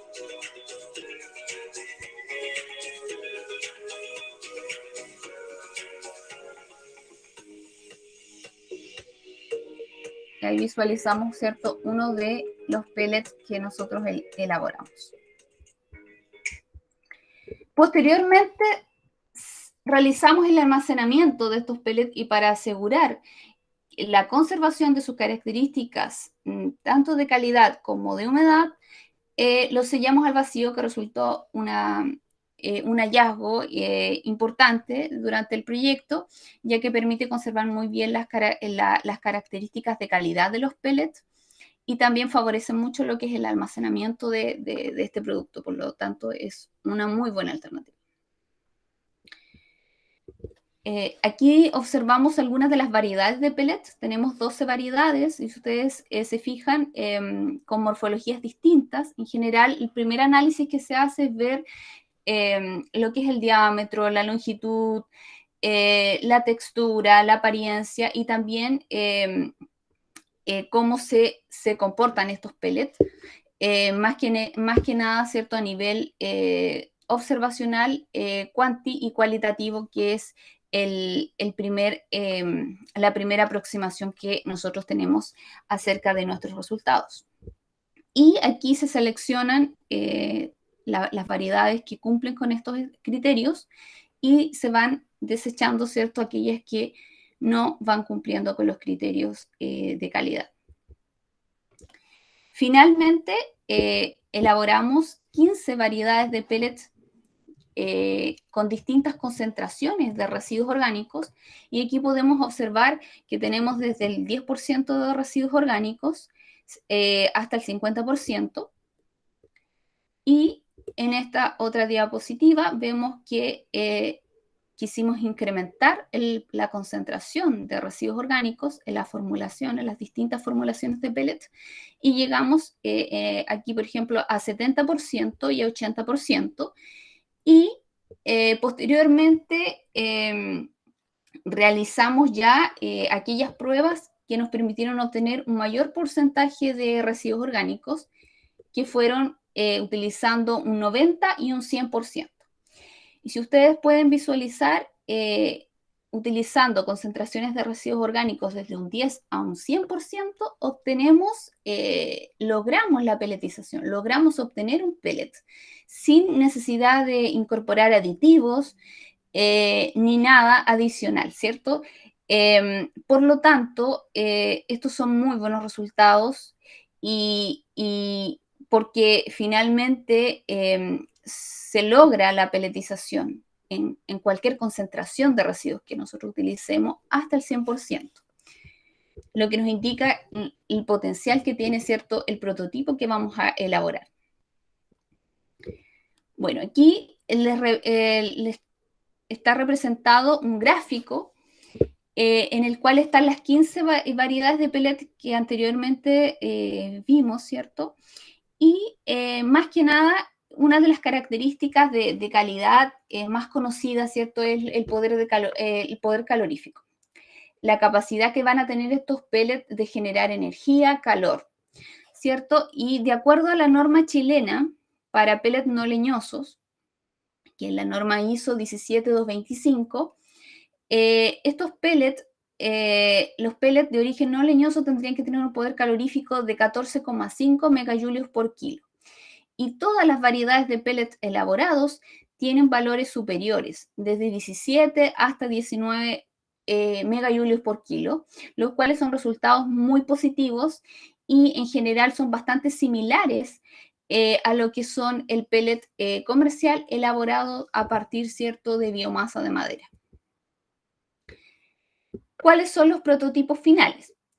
Bueno, después del análisis que se realizó tanto a nivel interno de algunas características morfológicas de los pellets, posteriormente se hizo un screening con esas 15 muestras que vimos anteriormente, y de ese screening se obtuvieron 3 variedades de pellets finales, que son las que se van a analizar y se analizaron posteriormente con la norma chilena para pellets no leñosos. Y los criterios fueron básicamente, ¿cierto?, los ensayos, los valores de poder calorífico, cenizas, humedad, y además la concentración de residuos orgánicos, y que fue fundamental, ¿cierto?, para poder realizar esta decisión. En la tabla que se representa aquí vemos en general para evaluar la calidad de los pellets existen distintas normas tanto a nivel internacional como nacional, y la norma más óptima para evaluar estas variedades de pellets es la norma chilena para pellets no leñosos, ¿ya? Que es la que hemos representado aquí en amarillo, y tenemos nuestras 3 variedades de pellet con un 40% residuos orgánicos, 50% residuos orgánicos y 80% residuos orgánicos. Y en general, al comparar lo que nos exige la norma, todos los criterios de diámetro, humedad, que son poder calorífico, y también algunos elementos minoritarios, minerales principalmente, las 3 variedades de pellet cumplen con todos, a excepción de la densidad granel, que la variedad, por ejemplo, de pellet de 40 y 50% no cumplen. Y mientras que el pellet con un 80% de residuos orgánicos cumple con el 100% de los criterios. Estos resultados también son muy positivos. La densidad granel está asociada a lo que es el transporte y el almacenamiento, que es una característica de calidad que se considera para los pellets, y estos valores son posibles de optimizar para estas 2 variedades, mientras que para la variedad de 80% estaría, ¿cierto?, cumpliendo con todos los criterios y estándares de calidad que exige esta norma. Bueno, este análisis también se complementó con algunas pruebas de combustión en domicilios particulares que visualizamos aquí, en los que se pudo lograr y ver la ignición y la combustión completa de estos pellets. que finalmente, ¿cierto?, nos confirma las aplicaciones bioenergéticas que tiene la fabricación de este biocombustible sólido pellet a partir de residuos orgánicos. Por lo tanto, nuestro prototipo final, sin dejar de lado, ¿cierto?, todas las variedades anteriores que vimos que son totalmente optimizables, es el 80% de residuo orgánico y el otro 20% es acerrín o biomasa de madera. Está validado técnicamente y cumple con la norma chilena para pellets no leñosos, ¿ya? En todos sus parámetros y criterios. Tampoco tiene aditivos, un porcentaje muy bajo de finos y por lo tanto su valorización en este caso es amigable con el medio ambiente y permite generar economía circular. Bueno, ¿qué otras actividades más hemos desarrollado en este proyecto? Más que nada ha sido importante lo que es la vinculación con actores clave e instituciones asociadas a los cuales se han comprometido, se han sensibilizado con la problemática medioambiental y han participado activamente en todas las actividades del proyecto. Y a continuación, por ejemplo, tenemos lo que es las mesas de trabajo que fueron fundamental para ir presentando los avances del proyecto y también para construir esta hoja de ruta de sustentabilidad en el cual las instituciones se comprometieron a participar en distintas iniciativas y también en la continuidad, ¿cierto?, de este proyecto. Ahí vemos algunas fotos de algunas mesas de trabajo que se realizaron durante este periodo de manera virtual. Y lo otro que ha sido muy importante es la fidelización y el trabajo con los beneficiarios directos, que en este caso son los manipuladores de alimentos, tanto de la Escuela Alemana de Payaco, del SET de Gendarmería y también de Alipres, que fueron nuestros principales, ¿cierto?, beneficiarios, los cuales se les realizaron distintas capacitaciones, tanto del manual de gestión de residuos, de elaboración de pellets para que ellos conozcan todo el proceso productivo de cómo de cómo se transforma ese residuo, ese desecho, en un producto final que para ellos puede generar valor, cómo ser cierto un biocombustible para calefacción domiciliaria y también de sus hogares. Se les entregaron muestras de los pellets que fabricamos y que fueron realizados con los residuos que finalmente ellas generaron. Así que eso ha sido muy importante y eso ha generado un compromiso muy grande en tanto las empresas a nivel como directivo y también a nivel de los trabajadores que finalmente ejecutan el proceso más operativo de la obtención del residuo. Y bueno, ¿cuál es la proyección futura del proyecto?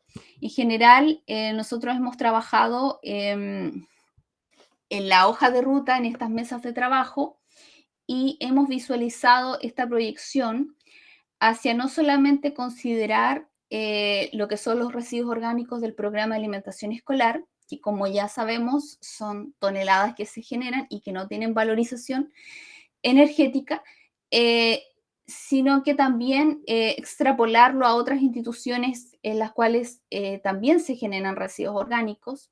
En Valdivia, por ejemplo, está Siempre Vivo, que también hemos realizado algunas vinculaciones, y lo otro, los residuos domiciliarios, ¿cierto? En los cuales nosotros queremos trabajar a través de un modelo comunitario y enseñarles, ¿cierto?, a la comunidad en general, a las personas, a gestionar los residuos que generan, seleccionarlos, separarlos, ¿cierto? Y darle la gestión adecuada para que puedan estar disponibles para una valorización, que en este caso es a través de la producción de pellets. Ese es el modelo que nosotros queremos seguir. Aquí tenemos parte de lo que es la hoja de ruta y básicamente esta brecha que nosotros hemos identificado como la necesidad, ¿cierto?, de investigación investigación y desarrollo para la industria del pellet no convencional en la región de Los Ríos, y que viene a cerrar la brecha de necesidad de nuevas materias primas no convencionales para la región, y también que no existen productores formales de pellets en la región, considerando también la contaminación atmosférica y todos los valores, ¿cierto?, que indicaba al principio con respecto a la necesidad de utilizar energías más limpias para lo que es calefacción residencial o calefacción domiciliaria. Y esta hoja de ruta parte con este proyecto FIC que está en desarrollo, y posteriormente es necesario realizar un escalamiento industrial, que es la iniciativa que de continuidad del proyecto, que corresponde ya a consolidar los resultados experimentales que nosotros tuvimos en este proyecto, es decir, replicarlos a una escala industrial y ver cómo se comportan las variables. Deberían comportarse de la misma forma, pero sabemos que obviamente a nivel industrial son otros los parámetros que también tenemos que cautelar. Por eso es importante primero asegurarnos, ¿cierto?, que se replican estas mismas condiciones experimentales a nivel industrial, estandarizarlo, y realizar también la validación comercial con el empaque del pellet, básicamente que sea biodegradable, ya que actualmente en el mercado solamente existe pellet que se vende, ¿cierto?, en formatos cuyos formatos de empaque que no son con características, ¿cierto?, amigables con el medio ambiente. Y la etapa siguiente es generar este modelo comunitario, trabajar con instituciones, en este caso comunitarias, pueden ser juntas de vecinos, establecimientos educacionales u otras, en las cuales nosotros podamos trabajar con las familias y generar un modelo comunitario para gestionar estos residuos domiciliarios, y que finalmente también sirva para lo que es la educación ambiental y para el autoconsumo o la generación de algunos beneficios económicos de la obtención y la fabricación de este pellet. Y a largo plazo, ya a 12 años, un escalamiento de este modelo comunitario, que ya va a estar estandarizado, ¿cierto?, a otras comunas de la región o también a otras regiones del país. Esa es la proyección que nosotros tenemos a 2, a 6 y a 12 años, que es lo que nosotros establece esta hoja de ruta. Bueno, para ello hemos realizado ya vínculos durante este proyecto con juntas de vecinos y también una de las actividades que contemplaba el proyecto era la evaluación de los efectos sociales, en los cuales estamos trabajando con la población Eduardo Yáñez y Villa Pedro Montt, aplicando entrevistas y encuestas para levantar información sobre la factibilidad, ¿cierto?, de generar un modelo comunitario de gestión de residuos para la fabricación de pellets. Y bueno, finalmente el equipo de trabajo de este proyecto, bueno, Maciel Salazar, la directora, y también Francisca Cortés, bioquímica, que trabaja en el proyecto, María Paz Miró, bioquímica también, y María José Warner, que es nuestra diseñadora. Y otros profesionales también con algunas asesorías específicas en materias, ¿cierto?, atingentes con el proyecto. Eso, muchas gracias, y bueno, quedo abierta a recibir consultas, preguntas. Bueno, lo único que me faltaba indicar es que lamentablemente el proyecto ya termina, estamos a puertas de finalizarlo, y no tenemos continuidad en cuanto a financiamiento. Así que estamos buscando ahí algunas otras fuentes de financiamiento, postular nuevamente a los fondos FIC el 2022. Muy bien, Maciel. Interesantísimo. Te iba a preguntar justamente porque partieron el 2019 y el proyecto es 24 meses y ya estaban prácticamente terminando. La verdad es que lo encuentro sumamente interesante. Qué bueno que llegaron, lograron lo que querían, ¿ya? Yo quiero primero dar la palabra, después voy a hacer algunas preguntas. No sé si algún consejero tiene consultas, dudas o comentarios. Parece que no. El poder calórico me interesaba mucho, ¿ya? Y después dijiste ahí que sí se logró ese poder calórico, porque las estufas son hechas justamente para una cierta energía calórica, y si eso no lo lográbamos o exagerábamos, va a ir ¿cómo se llama?, en perjuicio se va a perjudicar el equipo. Claro. Primero, Henry, voy a dar la palabra, Henry. Gracias, Presidenta. Una consulta respecto a las materias primas que ocupan para realizar los pellets. ¿Estas son combinadas o simplemente se realizan cada pellet por separado? Me refiero a algunas con la cáscara de cebolla, otras con zanahoria. Y lo segundo, si han pensado en tener como agentes que les proporcionen materias primas a los restaurantes o comercio que trabaje con alimentación en la región. Eso, Presidente. Gracias, Henry. Contesta el tiro, Muy bien. pregunto. Ya. Sí, efectivamente, en cuanto a las variedades de pellets, nuestras primeras pruebas hicimos como una mezcla de pellets, o sea, de residuos, de diferentes variedades de residuos, y después estudiamos cada residuo de manera individual para finalmente conocer cómo se comportaban los distintos residuos y para poder después hacer la mezcla más óptima.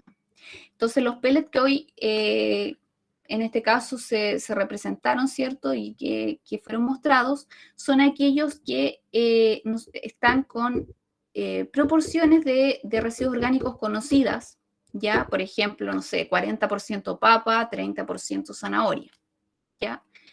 Y a partir de eso nosotros nos aseguramos que finalmente el pellet que obtenemos sea siempre homogéneo y estandarizado en la misma calidad. Entonces los residuos se secan por separado y después al momento de pelletizar, nosotros tenemos la fórmula para cada variedad de pellet que se desea fabricar, en este caso, por ejemplo, la del prototipo final, y hacemos la mezcla de residuos y pelletizamos. Es así como se logró trabajar, y esto nos permitió también ir observando, ¿cierto?, cuáles residuos se comportaban mejor, cuáles no tanto, en todas las etapas del proceso productivo. Esa es la primera pregunta, ¿cierto? Quiere decir que yo no voy a comprar pellets de zapallo o pellets de zanahoria. No. Bueno, la ventaja que los pellets, claro, adquieren también este color de los residuos y tienen colores rojizos, colores más verdosos, amarillentos, y el olor no tienen olor que nosotros pensamos que a lo mejor iba a generar algún olor distinto, pero en general es un olor más que nada incluso como madera, o sea, un olor así medio maderoso. Pero desde el punto de vista visual, sus colores son como muy atractivos y fácilmente identificables. En este caso, si por ejemplo estuviera disponible en el mercado por los clientes, lo logran en este caso visualizar e identificar con claridad. Con respecto a la segunda pregunta, efectivamente, yo no mencioné los restaurantes ni otros, en este caso empresas o instituciones, pero efectivamente que queremos, los residuos orgánicos se generan en todo nivel, desde nuestros hogares, en restaurantes, en jardines, en establecimientos educacionales, en todos los lugares donde se elaboran alimentos o se preelaboran o se hace finalmente, se preparan raciones alimenticias. Por lo tanto, todos esos residuos nosotros los podemos utilizar y son factibles de trabajar y de incorporar en el proyecto. De hecho, como les comentaba, nosotros trabajamos con con Alipres, que genera toneladas de residuos orgánicos semanales, 4 toneladas. También Semprevivo, que genera 18.000 toneladas, que son empresas, ¿cierto?, de preelaborados, y en los restaurantes también se generan muchos residuos. Por lo tanto, ahí solamente hay que aplicar protocolo, y es decir, este manual de gestión de residuos que elaboramos, para que las distintas instituciones, restaurantes, empresas, nos provean los residuos, y posteriormente se hace la logística de retiro de estos residuos. Pero todos son bienvenidos finalmente al proyecto, y todos son actores relevantes. Habíamos pensado un modelo comunitario, pero que incluyera todo lo que comprende, o sea, por ejemplo, si hay los hogares, si hay juntas de vecinos, si hay colegios, si hay restaurantes, como todas las instituciones que trabajen de manera coordinada, ¿cierto?, para lograr estos objetivos.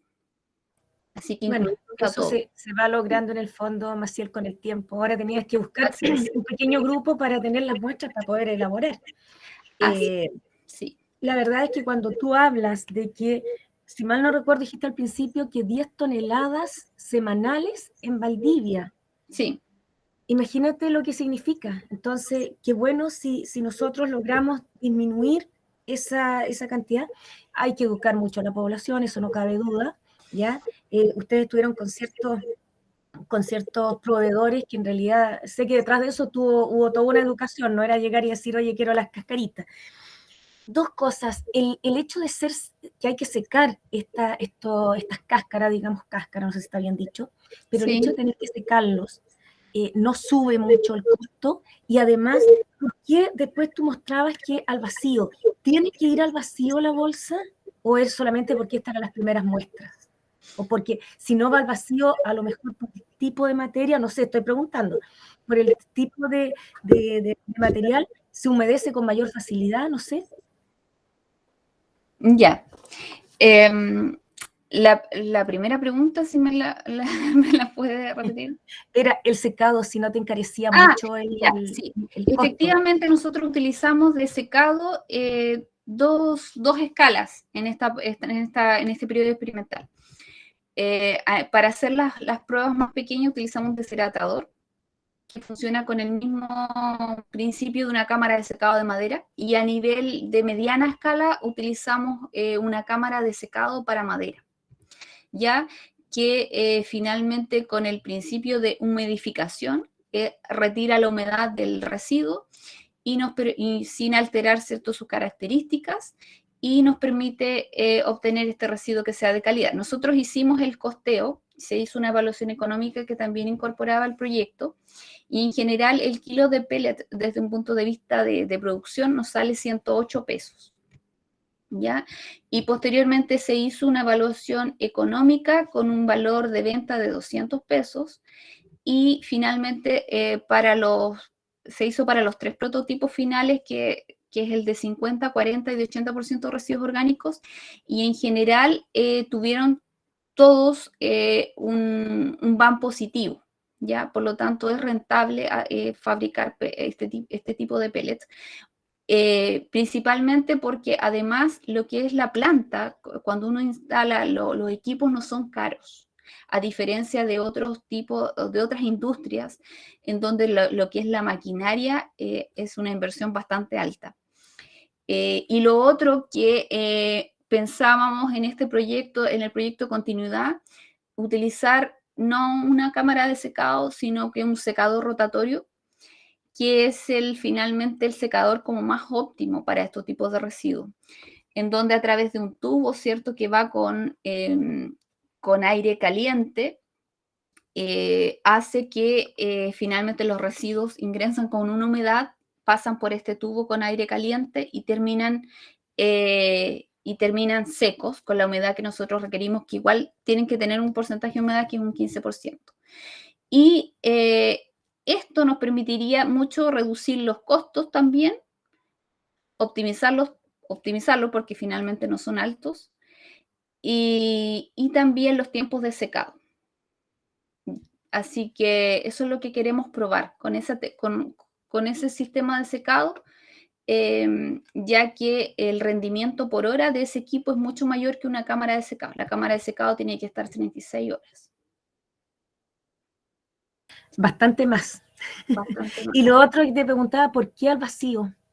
Sí, lo del vacío, la verdad que una de las características de los pellets, pero no se refiere solamente al pellet que nosotros elaboramos, sino que el pellet en general, y que le pasa a muchos consumidores de pellets que los tienen, por ejemplo, almacenados en la bodega, y muchas veces captan humedad, porque es una de las propiedades también de lo que es la biomasa de madera.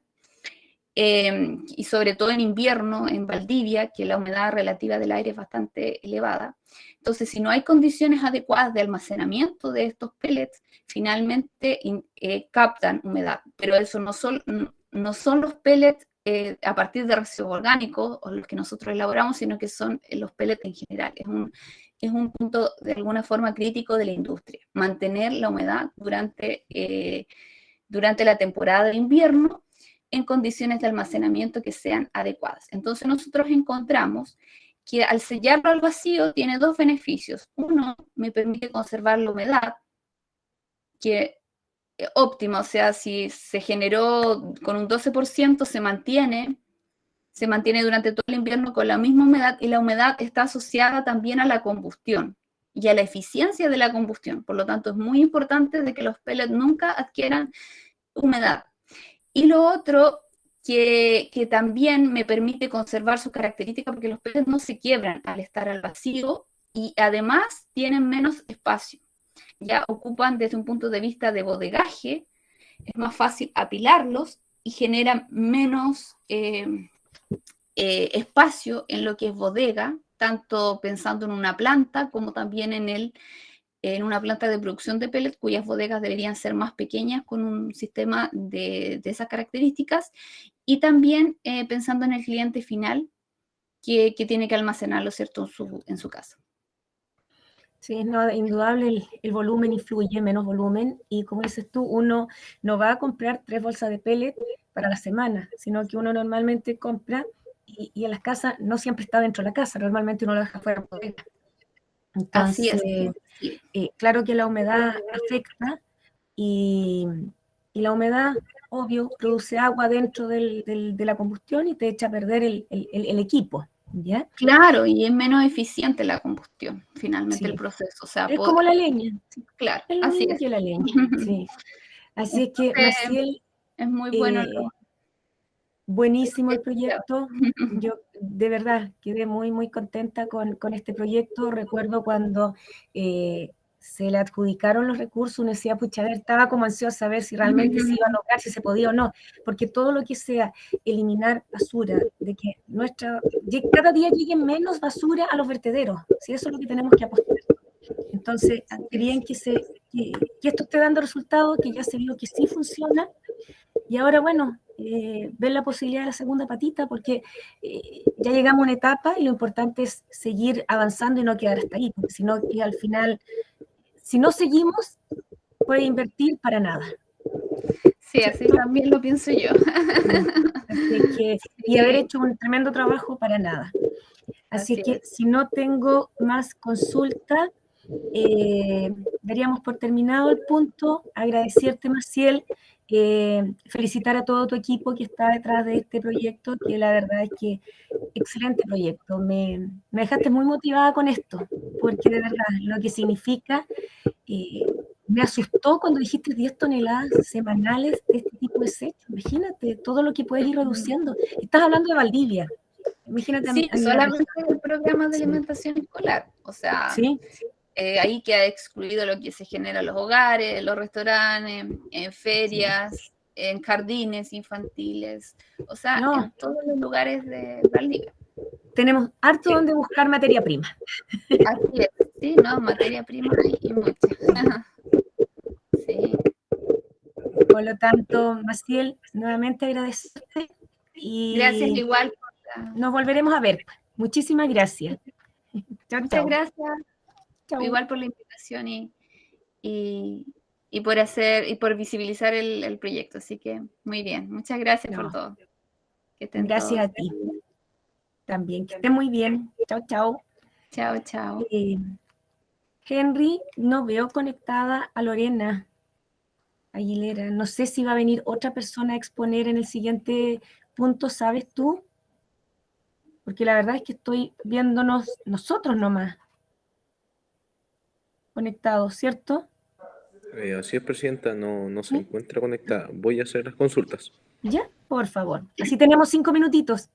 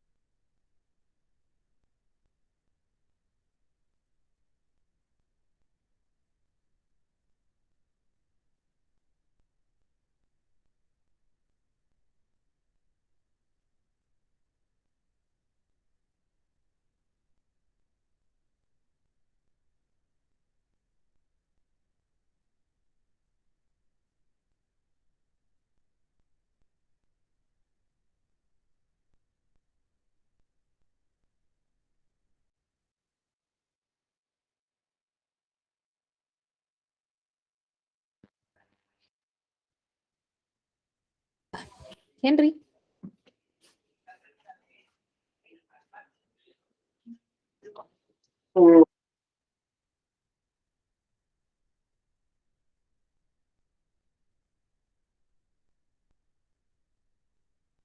Henry, ¿estás por ahí? Henry estaba tratando de ver a Lorena Aguilera, porque parece que lo que me decía, al parecer Lorena no vio ¿cómo se llama? El correo.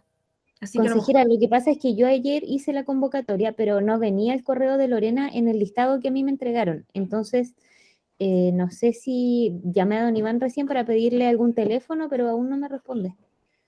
Entonces estoy esperando. No sé si Henry tendría otra respuesta. Henry estaba llamando a Luis Yanquimán, que es parte también de esta mesa. Así que ahí vamos a ver si alguien puede exponer. Si no, tendríamos que suspenderlo.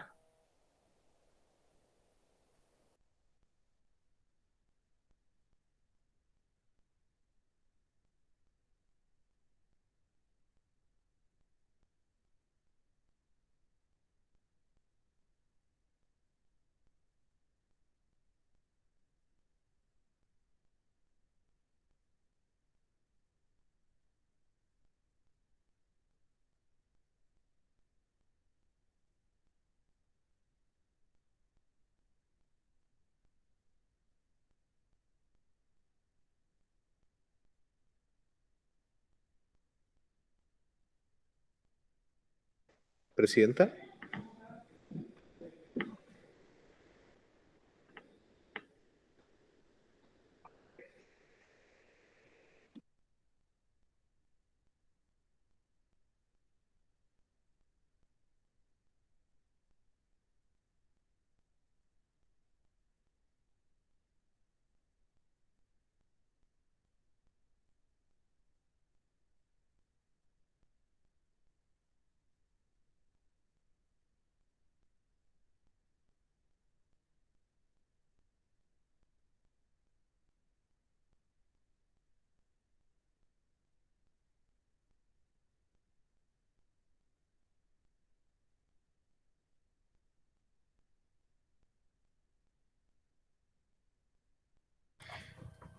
Consejeros ¿cómo se llama?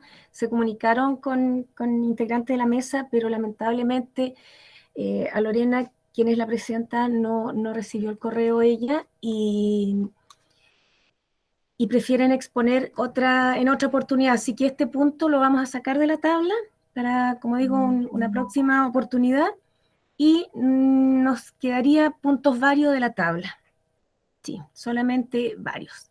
No sé si hay algún vario. Boris, Patricio, Ítalo, Juan Carlos. Por mi parte no, señorita Silvia Graciela. Gracias, gracias, joven. Gracias por lo de joven.